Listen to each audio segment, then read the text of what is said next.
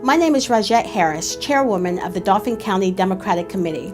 Welcome to our new series, Getting to Know Your Candidates, to help you get to know the candidates running for the upcoming election, as well as on a personal level. Our next candidate is Katie Scheib, who is running for Lower Paxton Township Supervisor. How are you? I'm fine, Rajette. Thanks for having me. Great. So tell us a little bit about yourself. Well, I am a resident of Lower Paxton. I live in Ward 1. We've moved down here at the beginning of 2009. I was formerly from Lewisburg, and when I lived in Lewisburg, I was an elected official on Borough Council for 8 years, so I've always liked having something to do with governing, and now in Lower Paxton Township, it's time to get involved. Why are you running for supervisor, and if elected, what would your top priorities be?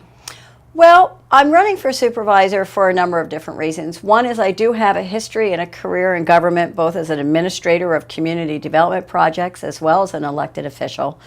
But even in my business, I do investments. I'm a financial consultant, and so I typically do retirement plans. I crunch numbers, but I have an investment business here in Lower Paxton, Progressive Asset Management, and one of the things that we do is we do an overlay of social criteria for ESG. Environmental. Are companies environmentally sensitive? Are they socially involved with enough people that their products don't hurt folks? And governing. Do they have representation across their management? Do they have discrimination policies? And I was thinking about it, and looking at Lower Paxton Township, I think they would fail my ESG criteria. So I'd actually like to bring that to government here in Lower Paxton and make sure it was representative of everyone here in the township. Great. What differentiates you from your Republican opponents? Part of it would be just my last answer. I'm very concerned about the fact that Lower Paxton has a population of 50,000. Our supervisors are elected at large, which essentially means all 5 supervisors could live in the same block. We're 28 square miles, and I just don't think that there's diversity.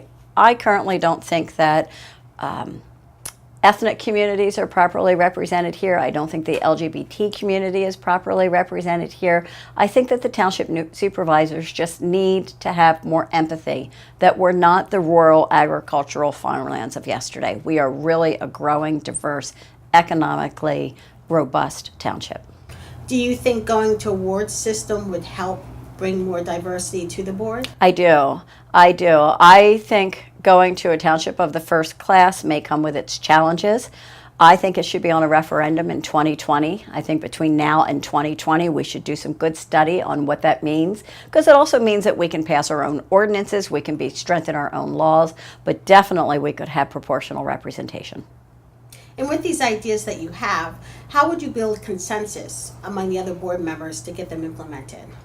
Education is the key, as well as just some consideration that everybody comes with their own views and their own topics. I am a big proponent of the Sunshine Law, so there's no backdoor discussions about why I feel the way I do or why other supervisors feel as they do. So we would talk about it in open meetings. Great. And as you know, transparency has been an issue in Lower Paxton Township. Do you have any other ideas that could help bring more open government to the township?